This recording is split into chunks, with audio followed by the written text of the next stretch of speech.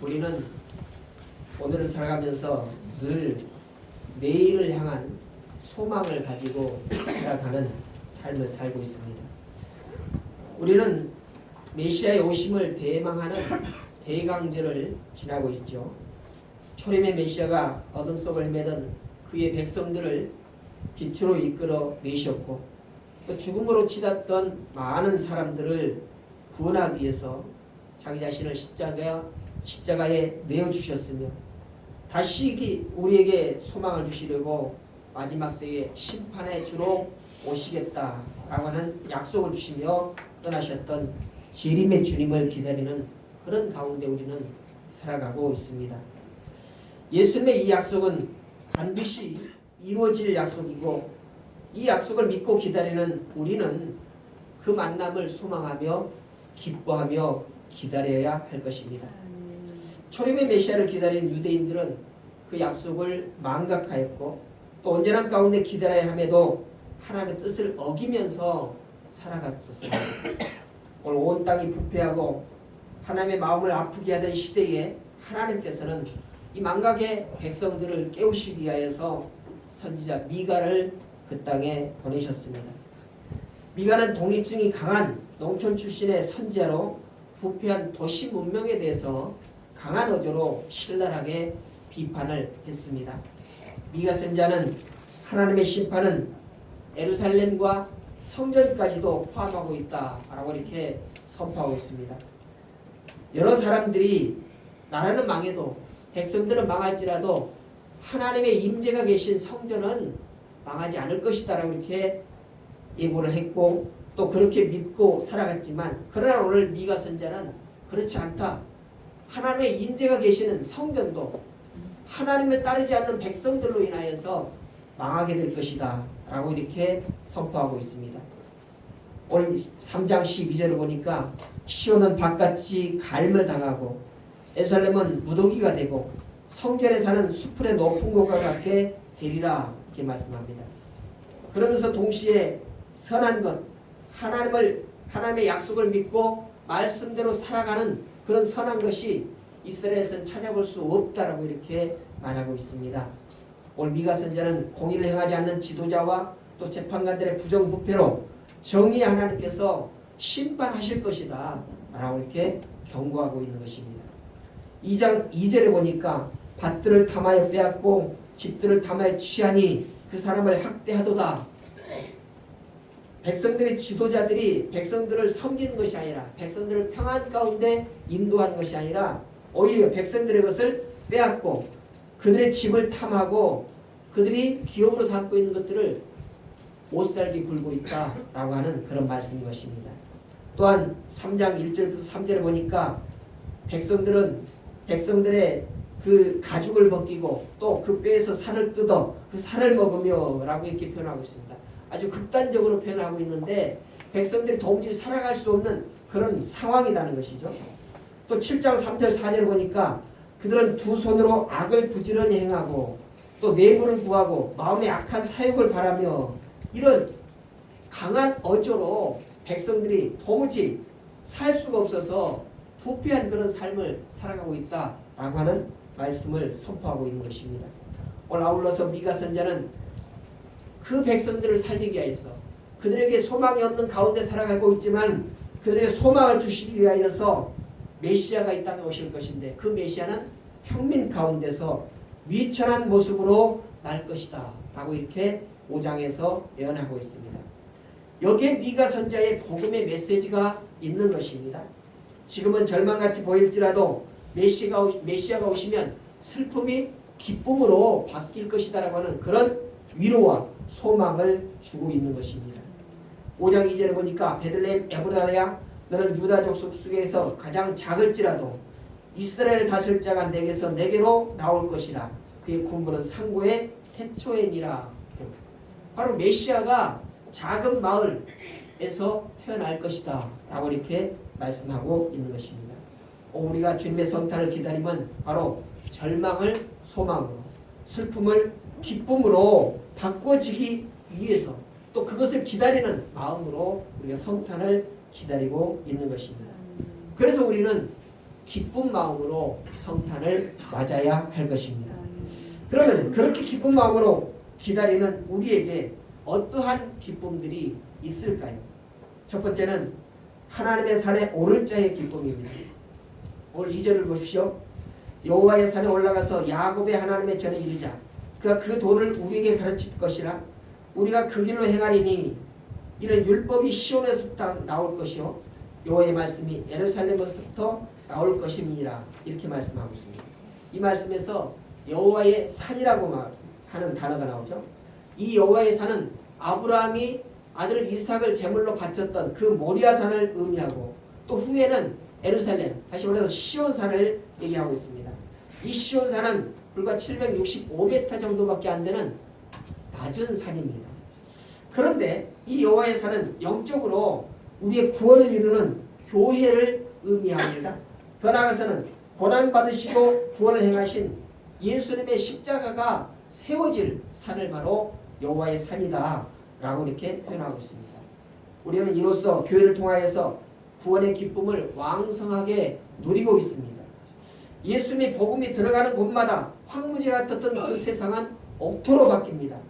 또 억압에서 해방되어지고 불평등이 평등해지고 어린아이가 존중받는 등 인권이 존중하며 또 평화의 꽃을 피우게 되는 그런 복음의 꽃이 만발하는 그런 동산이 되어질 것이다 라고 하는 것입니다. 복음으로 말미암아서 실현된 하나님의 나라의 축복은 이미 이로써 시작이 되어졌습니다. 아직 완전한 성취가 이루어지지 못했지만 오늘 미가 선자의 예언처럼 영광의 날이 우리 앞에 놓여지게 되어지는 것입니다. 그리고 주님께서 재림하실 때 이 여호와의 산에서 세상의 공의로 정의로 심판하실 때 그 하나님을 따르는 예수 그리스도를 따르는 모든 성도들은 기뻐하며 그를 찬양할 수 있을 것입니다. 두 번째는 칼을 보습으로 만드는 기쁨이 있습니다. 세상 사람들 중에 전쟁을 좋아하는 사람은 없을 것입니다. 그러나 사람들이 좋아하지 않는 그 전쟁은 세상에서 끊임없이 이어지고 있습니다. 지금도 전쟁이 계속되어지고 있습니다. 개인적인 싸움을 비롯해서 기업의 경쟁, 지역의 분쟁, 그리고 민족과 국가의 전쟁이 인류 역사를 이어가고 있습니다. 우리가 세계사를 공부하다 보면은 수없는 전쟁에 대해서 배우면서 의아해할 수밖에 없어요. 왜 사람들이 전쟁을 할까? 왜 전쟁을 해야만 할까라고 하는 그런 의문이 들 수밖에 없습니다. 그런데 그 이유는 사람들은 모두가 죄인이기 때문이죠. 죄된 마음에서 욕심을 부리고 또 투기하는 그런 심리가 있기 때문에 남의 것을 내 것으로 만들려고 하는 그런 마음 때문에 전쟁이 벌어지고 있다는 것입니다. 에덴 동산에서 아담이 죄를 범하지 않았다면 지금까지도 우리는 전쟁과 또 싸움을 알 수가 없었을 것입니다. 하나님께서 예수님을 세상에 보내신 이유는 사람들의 죄를 속량하시고 전쟁이 없는 평화로운 세상이 되게 하시기 위해서입니다. 오늘 본문의 미가 선자는 장차 오실 메시아 예수 그리스도를 이렇게 예언하고 있습니다. 3절을 보십시오. 그러니까 많은 민족 중에서 심판하시며 먼 곳 강한 이방을 판결하시리니 우리가 그 칼을 쳐서 보습을 만들고 창을 쳐서 낫을 만들 것이며 이 나라와 저 나라가 다시는 칼 들고 서로 치지 아니하며 다시는 전쟁 연습을 하지 아니하고, 이런 나라가 되어지는 것 상상만 해도 얼마나 좋은 나라입니까?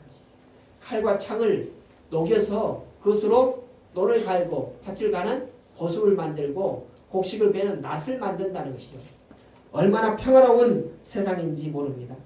주님께서 재림하시면 많은 민족들을 심판하시고 불신자들을 판결하신다라고 말씀하십니다. 그래서 주님의 심판과 판결이 끝나면 무리가 그 칼을 쳐서 보습을 만들고 또 창을 쳐서 낫을 만드는 것처럼 다시는 전쟁이 없는 그런 시대가 오게 된다는 것입니다. 주님께서 재림하시어 평화가 오면 진정한 기쁨이 찾아오는 것이죠. 오늘 우리가 소망하는 그 기쁨도 바로 이런 기쁨일 것입니다. 그래서 칼이 녹아져서 보습이 만들어지는 그런 기쁨, 우리가 소망하는 기쁨인 것입니다. 세 번째 기쁨은 두려움 없는 성도의 기쁨입니다. 성도에게 최대의 적은 두려움입니다. 사람에게 두려움을 주는 것들은 여러 가지가 있죠. 하지만 성도들이 가장 두려워할 것은 바로 무엇일까요? 어떤 두려움일까요? 마귀가 주는 두려움일까요? 아닙니다. 가난이 주는, 기근이 주는 질병, 외로움, 난리, 전쟁 이런 두려움이 올 수 있습니다. 그러나 성도가 가장 두려워할 것은 이런 두려움이 아니라는 것입니다. 정말로 성도가 진짜 두려워해야 할 것들은 무엇일까요? 바로 하나님께서 나와 함께 하지 않으신다는 두려움. 그것이 바로 성도에게서는 가장 두려움이 될 수밖에 없다는 것입니다. 오늘 주님께서 함께 하신다라고 믿으면 마귀도, 가난도, 질병도, 외로움도, 난리도, 전쟁도 모두 다 극복할 수 있습니다. 성경을 보면 이스라엘 백성들이 여러 가지 어려운 가운데서도 하나님께 함께 하신다라고 하는 그런 믿음이 있을 때 강하게 그것들을 대체할 수 있었습니다. 전쟁 연습을 하지 않았어도 하나님께서 그 전쟁을 함께 하실 때 그 전쟁은 승리할 수 있었다는 것입니다. 그러나 성도들에게, 하나님의 백성들에게 하나님께서 함께 하시지 않는다라는 그런 생각, 하나님께서 떠나셨다라고 하는 그런 마음이 있을 때 무엇보다도 두려워할 수밖에 없다는 것이죠.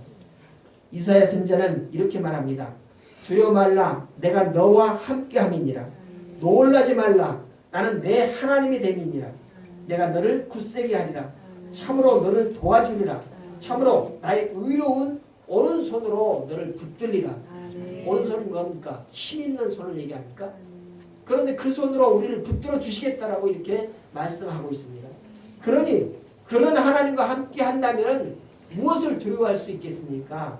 두려움이 전혀 없다는 것입니다. 하나님께서는 이스라엘 택하시고 자기 백성을 삼으셨습니다. 애굽 종으로 살아가던 그 백성을 그곳에서 이끌어내어서 40년 동안 훈련시키고 하나님의 인도하심이 무엇인지를 알게 하셨습니다. 그렇게 눈으로 목도하게 하신 후에 이제 약속의 땅 가나안 동편에 섰습니다. 그리고 마지막으로 지도자 모세를 통해서 그들에게 당부를 하죠. 두려워하지 말라, 떨지 말라는 것입니다. 그 땅에서 적들을 정복해 나갈 때 내가 너와 함께 하리니 라고 하는 이 마음을, 이 말씀을 믿고 강하게 나아가라고 하는 것입니다. 오늘 이 말씀이 신명기 20장 1절부터 3절까지인데 나가 대적과 싸우려 할 때 말과 병거와 민중이 너보다 많음을 볼지라도 그들을 두려워 말라. 애굽 땅에서 너를 인도해 내신 내 하나님 여호와께서 너와 함께 하시느니라. 아멘. 그들이 숫자가 많다 할지라도 또 전쟁을 위한 병거 전차가 많이 있다 할지라도 전혀 두려워할 것이 없다는 것입니다. 왜요? 전쟁의 주관자이신 하나님께서 이스라엘 백성들과 함께 하시기 때문에 두려워할 것이 없다는 것입니다. 여러분, 우리도 세상을 살아가면서 여러 가지 전쟁을 치릅니다. 영적인 전쟁들이 그 전쟁 중에 가장 많은 부위를 차지하죠. 그러나 우리의 삶에, 우리의 전쟁에 하나님께서 함께 하신다면 우리가 싸우는 전쟁에서 두려워할 것이 없다는 것입니다. 하나님께서 그 전쟁을 주관하고 계시기 때문이죠. 그 전쟁은 하나님의 손에 달려있는 것입니다. 더 나아가서 이스라엘 들으라, 너희가 오늘날 너희 대적과 싸우려고 나왔으니 마음에 겁내지 말며 두려워 말며 떨지 말며 그들로 인하여서 놀라지 말라 라고 이렇게 말씀합니다. 여러분, 전쟁 앞에 서서 놀라지 마시기 바랍니다. 두려워하지 마시기 바랍니다. 떨지 마시기 바랍니다. 여러분과 하나님께서는 함께 하십니다. 여러분의 그 싸움을 주관하시는 분은 바로 하나님이십니다. 그러므로 우리는 두려워할 것이 없습니다. 떨 것이 없다는 것입니다. 대적 앞에 섰을 때 겁내지 말고 두려워하지 말며 떨지 말며 놀라지 말아야 할 것입니다. 그것이 바로 하나님께서 우리에게 원하시는 뜻인 것입니다. 여러분, 요즘에 미국과 북한이 서로 말로 무섭게 싸우고 있습니다. 상소리를 해가면서 상대방의 심정을 후벼파는 그런 언어들을 쏟아내고 있죠. 어떤 한편에서는 노켓맨이라고 부르면서 그가 쏘아 올리는 노켓에 대해서 비난을 하고 있죠. 또 한편에서는 늙은 할망구라고 이렇게 얘기하면서 늙었다라고 이렇게 말하고 있습니다. 상대방의 심정을 막 후벼파고 또 후벼파진 거기에다가 후춧가루를 뿌리듯이 그렇게 말로 싸우고 있다는 것이죠. 세계는 한반도의 전쟁이 일어날 조짐이 농후하다고 말하고 있습니다. 서로 약속을 지키지 않고 약속한 것을 내놓지 않는다라고 실력 행사를 하고 있죠. 어쩌면 고래 싸움에 덩 터지듯이 우리 남한이 불바다가 될 것이다라고 하는 그런 말들이 서슴없이 나오고 있습니다. 아니 어떤 나라에서는 오히려 전쟁이 일어나는 것을 좋아할지도 모릅니다. 그래서 그 전쟁을 통해서 더 많은 부를 누리고자 하는 그런 심리가 작용할지도 모릅니다. 그러나 여러분 하나님 백성들이 하나님의 말씀을 따르고 또 떠났던 마음들이 주께로 돌아오며 하나님께서 나와 함께 하심을 믿는다면 전혀 두려워할 것이 없다라고 하는 것이 바로 하나님의 말씀인 것입니다. 오늘 우리는 이런 세계 많은 시선으로 위험지역에 살고 있다는 그런 눈초리가 우리를 향해서 많이 보이고 있습니다. 그러나 오늘 여러분 두렵습니까? 전쟁이 일어날 것이다라고 두렵습니까? 세상 사람들이 바라볼 때 한국 사람이 참으로 놀랍답니다. 어쩜 저렇게 위험한데 보따리 싸는 사람 없느냐? 사재기 하는 사람 하나 없느냐? 어쩜 저렇게 무사태평이냐라고 이렇게 얘기합니다.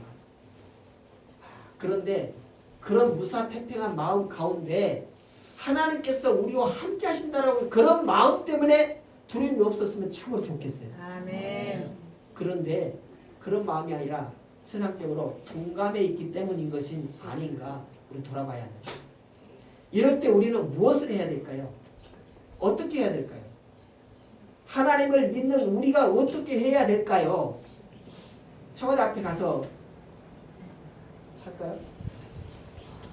그러실 분들은 우리 교회는 한 분도 없을 줄 있어요. 그렇다면 우리가 할 수 있는 것은 지금 우리가 있는 이 자리에서 기도함으로 나가야 합니다. 아멘. 여러분 나라와 민족을 위해서 또 세계 평화를 위해서 우리가 기도해야 돼요. 아멘. 그리고 각 가정들의 평화를 위해서 각 사회 공동체의 평화를 위해서 우리가 기도해야 할 것입니다. 아멘. 기도하시겠습니까? 아멘. 기도하십시다. 아멘. 한주입시다. 나라를 위해서 우리 사회의 평화를 위해서 한번 주여 한번 크게 부르고 이 시간 기도합시다.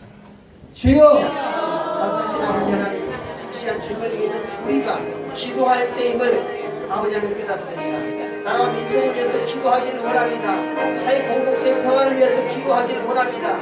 세상 사람들은 이 한반도가 전쟁의 불바다가 되는 것이라고 염려하고 있습니다. 그런 시선으로 바라보고 있습니다. 그러나 우리는 하나님께서 우리와 함께 하시면 전혀 염려될 것이 없으며 불안할 것이 없다고 하는 것을 믿습니다. 아버지 하나님 우리와 함께하여 주시옵소서. 우리 주가 되어 주시옵시고 전쟁의 주관자가 하나님이심을 믿게 하여 주시옵소서.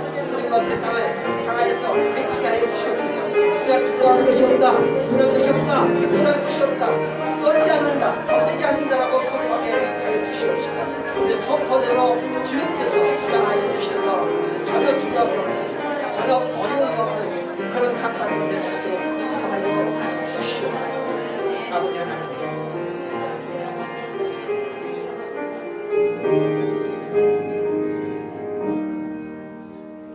오늘 우리나라가 안전하려면 어디로 돌아가야 할까요? 우리가 어디로 돌아가야 할까요? 하나님께로 돌아가야 합니다. 아멘. 누구의 마음이 돌아와야 해요? 우리의 마음. 하나님을 떠났던 우리의 마음이 하나님께로 돌아와야 합니다. 아멘. 누가 하나님께서 함께 하심을 믿어야 하나요? 우리가 믿어야 해요. 하나님께서 나와 함께 하심을 믿는데 다른 사람이 믿기를 구해서는 안 돼요. 내 자신이 믿기를 구해야 합니다. 아멘. 누가 말씀대로 살아가야 합니까? 내 자신이 하나님의 말씀을 따라서 살아가야 합니다. 그럴 때 우리는 세상 사람들이 우리를 바라보면서 참으로 위험지역에 살고 있다라고 하는 그런 시선이 있을지라도 우리는 전혀 두려워할 것이 없습니다. 우리는 전혀 떨 것이 없습니다. 우리는 전혀 겁낼 것이 없습니다. 왜요? 하나님께서 우리와 함께 하시기 때문에. 오늘 미가 선자에 각 사람이 자기 포도나무 아래와 자기 무화과나무 아래 앉을 것이라 그들을 두렵게 할 자가 없으리니 이는 만군의 여호와의 입이 이같이 말씀하셨음이니라.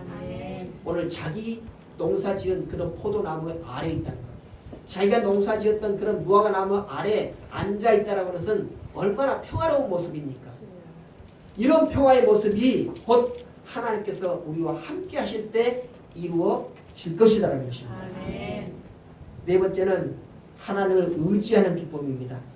우리가 하나님을 의지하고 누리는 기쁨은 무엇과도 비교할 수가 없습니다. 세상에 돈과 명예와 권세로 누리는 기쁨이 있습니다. 여러분, 돈이 많으면 기뻐요. 명예가 있으면 기쁩니다. 권세가 있으면 기뻐요. 아니, 부인할 수 없어요. 그러나 그런 돈이 주는, 명예가 주는, 또 권해가 주는 그런 기쁨은 잠시 잠깐 뿐이라는 것입니다. 그러면 우리의 영원히 누릴 기쁨은 무엇일까요? 하나님께서 우리에게 공부하시는 것으로 얻는 기쁨입니다. 아멘. 하나님께서 우리와 함께 하심으로 얻는 기쁨이 바로 영원한 기쁨이 될 것입니다. 아멘. 하나님을 의지할 때 우리의 기쁨은 영원히 함께 할 것입니다. 아멘. 우리는 세상이 주는 그런 정도의 기쁨을 누리려고 하지 말고 하나님을 의지함으로 얻는 그런 영원한 기쁨을 향해서 나가야 할 것입니다. 아멘. 그럼 우리가 어떻게 해야 하나님의 의지하는 그런 기쁨을 누릴 수 있을까요? 그 방법에는 간단히 얘기하면 세 가지로 말할 수가 있습니다. 첫째는 하나님을 사랑해야 합니다. 하나님을 사랑할 때 우리는 영원한 기쁨을 누릴 수가 있습니다. 하나님을 사랑하면 세상의 근심과 걱정은 사라지고 하늘나라의 기쁨을 우리가 누릴 수가 있습니다. 두 번째는 주님과 함께 동행해야 됩니다. 주님과 동행하면 우리를 억누르고 우리를 넘어지게 하려고는 그런 마귀의 괴계를 누릴 수가 있습니다. 우리는 신령한 기쁨을 누릴 수가 있다는 것입니다. 세 번째는 성령의 충만을 받아야 합니다. 성령 우리에게 평안을 주시기를 항상 기쁨으로 누릴 수 있습니다. 성령께서 우리를 잘 나가게 하시기를 원하십니다. 성령께서 우리를 엎어지게 하기를 원하시지 않으세요. 성령께서 우리가 잘 걷고 건강하게 살기를, 그리고 부하게 살기를 원하십니다. 그럼 우리는 우리 가운데 성령이 충만하기를 구해야 할 것입니다. 그러면 우리는 영원한 기쁨 가운데 살아갈 수 있다는 것이죠. 오늘 미가 선자는 5절에서 만민이 각각 자기 신의 이름을 빙자하여 행하되 오직 우리는 우리 하나님 여호와의 이름을 빙자하여 영원히 행하리로다, 이렇게 말씀합니다. 다른 사람이 자기들의 신을, 자기들이 믿는 신을 빙자해서 어떤 것들을 구할지라도 오직 이스라엘 백성들은 하나님의 이름을 들어서 그에게 모든 걸 의지하고 맡기는 삶을 살아야 한다는 것이죠. 이 말씀을 들으면서 어떤 말씀이 생각합니까? 요수아서가 생각이 나죠. 요수아가 백성들 앞에서, 백성들이 요단 덩편에서, 저편에서, 강저편에서 섬기던 우상들을 섬기고자 하는 그런 마음이 충만했을 때 너희들이 그런 마음을 가지고 있느냐? 그러면 그렇게 살아라. 또 애굽에서 살았을 때 너희들이 섬겼던 그 우상을 섬기고 싶은 마음이 있느냐? 그렇다면 그렇게 살아라. 그렇지만 너희들이 어찌할지라도 나와 내 가족만은, 내 집만은 여호와 하나님만을 섬기겠다라고 그렇게 선포하고 있습니다. 요수아 24장 15절에 보니까 이렇게 말합니다. 만일 여호와를 섬기는 것이 너에게 좋지 않아 보이거든 너희 열조가 강 저편에서 섬기던 신이든지 혹 너희가 거하는 땅 아모리 사람의 신이든지 너희 섬길 자를 오늘날 택하라. 오직 나와 내 집은 여호와를 섬기겠노라. 아멘. 여러분의 마음도 동일하십니까? 아멘. 정말이세요? 아멘. 여러분은 오직 여호와만을 섬기겠다라고 다짐하십니까? 아멘. 할렐루야. 아멘. 세상의 만민은 자기 우상을 의지하고 기쁨을 누리려고 합니다. 그러나 우리는 하나님 여호와의 이름을 의지하여서 영원한 기쁨을 누리도록 해야 합니다. 아멘. 오늘 우리는 대강절 주님의 재림을 기다리면서 성탄의 기쁨을 누려야 할 것입니다. 그때 우리는 온전한 기쁨을 누릴 수 있고 하나님께서 우리 공부하시는 참된 기쁨으로 날마다의 삶을 성실하게, 충실하게 살아갈 수 있는 것입니다. 그것이 하나님의 백성된 우리에게 주시는 하나님의 축복인 것입니다. 이 축복을 모두 다 누리시기를 주님의 이름으로 부탁을 드립니다. 아멘. 기도하겠습니다. 감사하신 아버지 하나님, 오늘 주님께서 우리에게 귀한 말씀을 통하여서 우리가 기뻐할 것이 무엇인지에 대해서 깨닫게 해주셨습니다. 많은 사람들이 세상이 주는 기쁨, 부와 명예와 권세로 얻는 그 기쁨들을 추구하고 있지만 하나님을 믿는 백성들은 오직 하나님께서 우리와 함께 하시는 그 기쁨이 영원한 기쁨이라는 것을 알고 믿고 따르기를 원합니다. 아버지 하나님, 늘 우리는 하나님의 말씀 속에서 우리의 기뻐할 것이 무엇인가를 찾게 해 주시옵시고 그 말씀을 따름으로 인하여서 세상이 줄 수 없는 기쁨을 누리는 복된 삶을 영위할 수 있도록 인도해 주시옵소서. 오늘 예수님께서 이 땅에 오신 것은 억압 가운데 있는 사람들을 구하시고 해방시키시고 또 아픈 자를 낫게 하시며 귀신을 쫓아내시겠다라고 하는 목적하에서 이 땅에 오셨다라고 말씀하셨습니다. 아버지 하나님, 그 예수님께서 이 땅에 오셔서 우리에게 참된 기쁨을 주셨고 우리에게 참된 행복을 주셨음을 우리는 믿습니다. 오늘 그러나 많은 사람들이 예수님의 그 오신 목적을 망각하고 또 다른 곳에서 더한 기쁨을 찾기 위해서 애쓰고 있는 그런 삶을 바라볼 때 참으로 안타깝기가 그지없습니다. 그러나 어찌하든지 우리는 오직 주만 바라보며 주께서 주시는 그 기쁨과 행복만을 추구하며 나가겠다고 다짐하는 삶을 살기를 원합니다. 아버지 하나님, 많은 사람들이 어떤 다른 신을 섬기려 할 때 요수아는 오직 나와 내 집은 여호와만을 섬기겠다고 다짐했던 것처럼 오늘 우리도 그와 동일한 다짐이 있게 하여 주시옵시고 그래서 하나님의 백성은 하나님의 자녀로 온전한 삶을 누릴 수 있도록 축복하여 주시옵소서. 감사드리며 예수님의 이름으로 기도드렸습니다.